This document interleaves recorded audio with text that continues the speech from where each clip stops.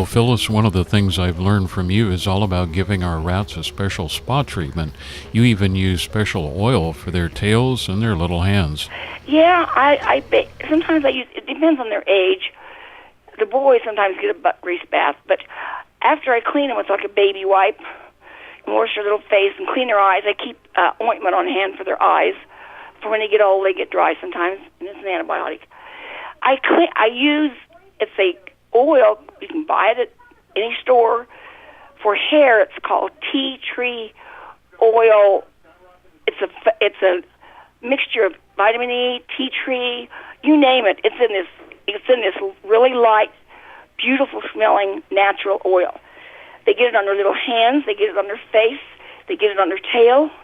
And if need be, they massage it in their little backs. And they just love it. They love their massages. And the oil keeps them from, their little ears, their eyes. The tea tree oil, of course, keeps away infections and such. And the essential oils baby their skin. Well, Phyllis, some of us, especially those of us who have been involved in rat rescue work, find ourselves going long distances to rescue rats in dire straits.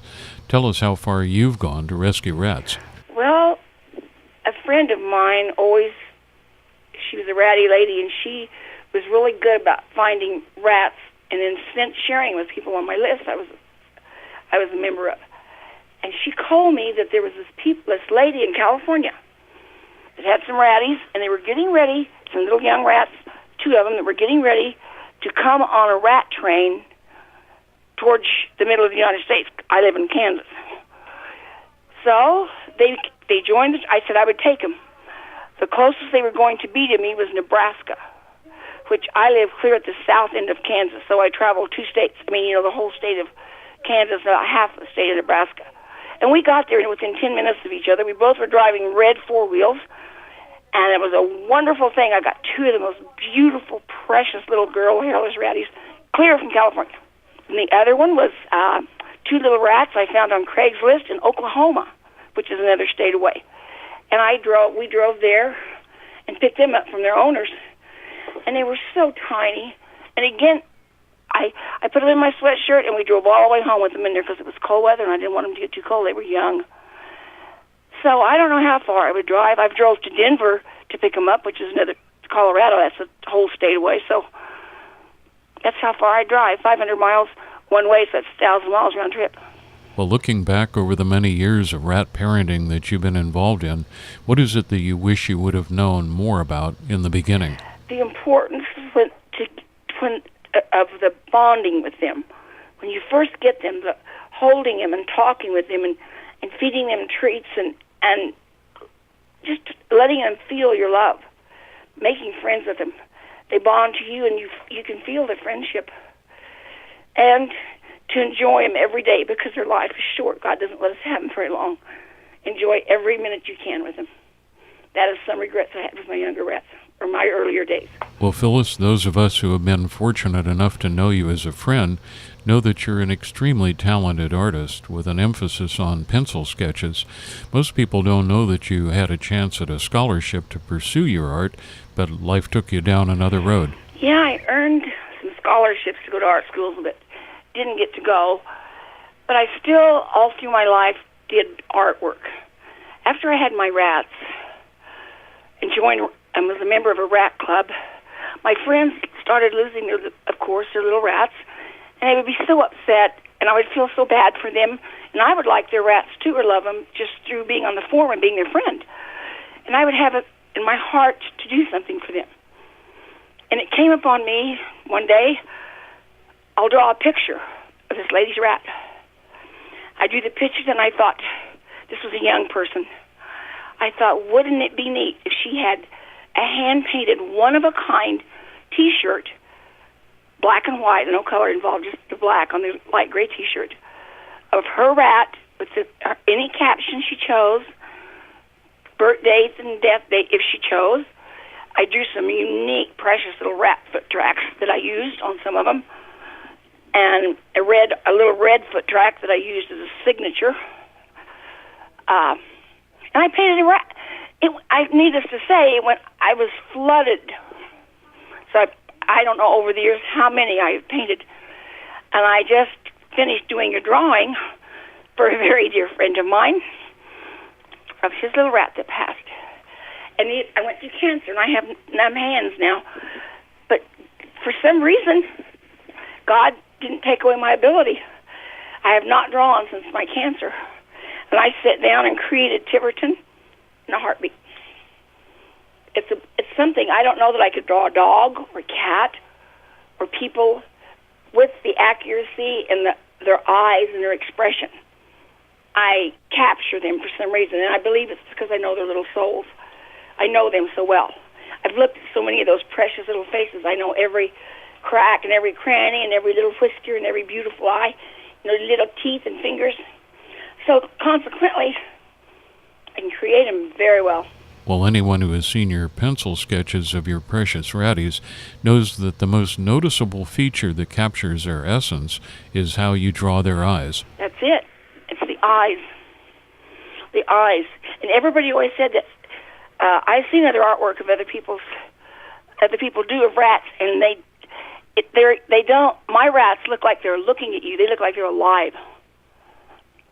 And it's because I believe I get in the proper mood. I have to be in the right mood. And I believe probably they may come help me create this art. I have sold art, and I have had art hanging in like libraries and schools and whatnot. But nothing brought me joy and fulfillment like my rats, my portraits of my rats. And I just do black and white because for some reason that to me is really the good way to get the essence of anything, even a sketch of a house, black and white.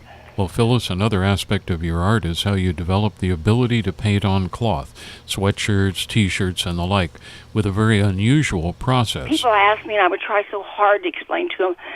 But I'm telling you, it's something I had developed, and it's quite unique because I use medium, which is liquid latex, and I use craft paint, simple little apple barrel craft paint, and water in tiny little art brushes.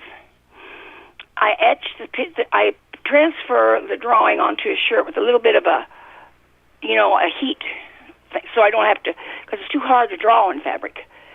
Then I just mix my paint. If it's going to be a dark, established line, I'll mix it thicker. It's usually a third latex, 2/3 paint, and do the basic outlines of him. Their eyes are done with that color, and some of the like outer textures of their fur and such. But then I have developed the ability, after I had this all done, to take paint, mix it on a plate, mix this mixture of paint and latex with water to a consistency that I can put it in this tiny brush and bleed it into the picture to make shadowing and darker fur. Well, Phyllis, in addition to your special loving ratties, you've had the opportunity to become a mommy to many special creatures over the years. Flying squirrels, baby cottontails. I just raised 4 of those and released them, and they were just a joy. I've had jackrabbits, birds. I've had chipmunks, mantle ground squirrels, regular squirrels. I have had about birds of all types, robins, blue jays, bee martins. I don't know, I'm known in town as the animal lady, so when anybody finds... I even saved a little land turtle once. He had been run over by a car and chipped his little shell. He was very small. So I put the purple medicine on him to stop any maggots or flies that would have laid eggs in his sore and cleaned it out so it wouldn't get infected. And once I was sure it was okay, I mixed up epoxy, and I super glued his shell back together. And I kept him as a pet for 1 year. He buried himself in my flower bed. I kept a little fence around it. And I thought he was gone. The next spring, I went out, and here he is. Here's Tommy, walking around. He'd buried himself. And I decided that he needed to go out and live in the sandhills where he was found. So I took him and released him. It was kind of sad, but he took right off. So that's probably the most unique one, because he needed to have his shell glued back together. And then online, I have seen where they make bills for little ducks out of epoxy, so hey, I had the idea first. Another unusual member of your family was a special sparrow that thought you were his mommy as well. Oh, I had more than one. I had 3. and they all were equally the same. I raised them from teeny tiny, I mean not feathers, from little tiny pink ones. My Spatsy was his name, because that's the English word for sparrow. He was a male. He would sleep with me. I was pregnant at the time, and he would nestle into me and take naps with me in the afternoon and take dust baths on the bed, pretend dust baths, you know, like birds do. He'd fluff, and he'd sit by me, and he'd talk to me, and I'd stroke him. And he learned where the faucet was when I would fill his little water cup. He had a cage, but he lived in it and out of it. So he got to the point that he would go and land on the kitchen sink faucet and chirp, that monotonous, spatsy chirp, and ask for a drink, and I would give it to him. When I would eat my meals, he would land on the edge of my plate and help his little self. And when I was watching TV or embroidering or drawing or whatever, I'd have a little, I called him Rodan because he would attack me. My earrings, my earrings and necklaces, he would just tear. It hurt. If he would play so rough, he would really hurt my ear. He was like he was trying to take that earring out of my ear. He was amazing. A common little sparrow, and I've had expensive birds of all types, and none showed this bird had intelligence. He was bonded with me. He communicated with me. Well, Phyllis, although you've had many special rats in your life, Cleo stands out from the crowd. Tell us about this unusually special rat. Cleo was the most beautiful Dumbo hooded rat you've ever seen. Her ears were enormous and super low. She was very, very intelligent. Although a bad girl, she always went to the boys' cages when she played. I had my earrings at playtime one evening, real gold, real emerald loops laying here on my bedside. When I put the babies to bed, I realized one loop is gone. When I put Cleo away, I thought, oh no. And I searched under the dressers and everywhere I couldn't find it. So I put the remaining one back and thought, well, maybe it'll surface when I'm cleaning or something. The very next night at playtime, when it was Cleo's turn, I was on the bed with her, and we were playing around. I had inadvertently looked at the TV, or anyway, taken my eyes off of her, and she was down scampering on the floor. I looked back around at the nightstand, and believe it or not, there laid my other emerald earring. She had brought it back and laid it down where she got it. And people tell me, oh, she was just playing with it. She returned, and she just happened to be where she picked it up and, laid it down. No, she knew it was Mama's, and it was expensive. Didn't even know it was a pretty trinket. Rats like to say pretty things. She brought it back to me. Well, another aspect of your ratties was how they enjoyed dressing up and posing for the cutest photographs. Tell us how you got them to put up with being dressed in costumes. I was on rat boards with many other people, and they would attempt to dress their rats or to make their rats little characters. I had rats that were so bonded to me and trusted me so much and understood everything I said and knew what I wanted out of them that I created them little costumes and I created props. And I created the most amazing little pictures. There is two girls having a picnic with a bike and a little ball glove and watermelon, and I even made miniature bologna sandwiches. There's Tiki in her bathtub with her little shoe and her dress, how she's from a night out, and she's taking a nice bubble bath. She's a Nike. Tiki also had one where she was Nefertiti. She was a little in Egypt, a little queen, just like she was, a princess. And Suki was a little black girl, and she was a little witch with a cauldron and a witch hat and little tiny rats around her and a broom. And then also, Suki was a fortune teller. I have a miniature crystal ball and a miniature keychain Ouija board, purple little tape, or her little self with a little cape, and I put little gold earrings on the purple cape so that when it was fitted on her little neck, she looked like she had big gold loop earrings like a gypsy. And those are just samples. And they were so tame, and that's how intelligent rats are. And if you really get them to bond to you and love you, you can accomplish things like that with them. I have pictures to prove it. Not being held down, not being forced they knew what I wanted. Well, you know, Phyllis, one of the things I've always wanted to do is take an Airstream trailer on vacation across the USA and take our ratties along with us, too. And you've been fortunate enough to do some of that kind of vacationing, maybe not across the USA, but to the Colorado Rockies. I have always loved the Colorado Rockies. We have a 30-foot camper we take, and I've always taken my ratties with me. I do have smaller travel cages for some of the bigger ones, but I managed to fit them all in there. In the campgrounds, I have a little carrying cage. It's like a little, rather like a duffel bag or a plastic suitcase, but it's made to hold on your, to put over your shoulder and to take your little pets for a walk. So, and it has a screen on the side where they can see out and you can talk to them.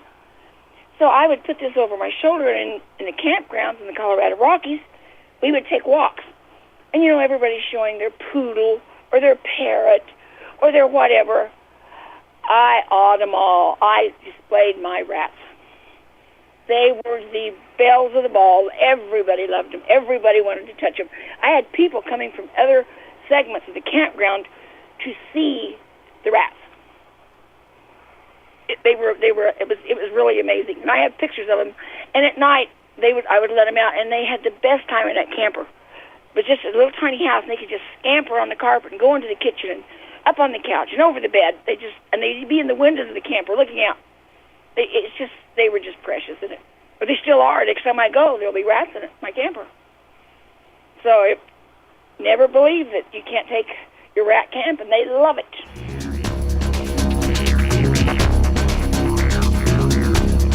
My guest on this edition of Critter Chat has been Phyllis Pickett from Garden City, Kansas, also known as the Kansas Rat Lady.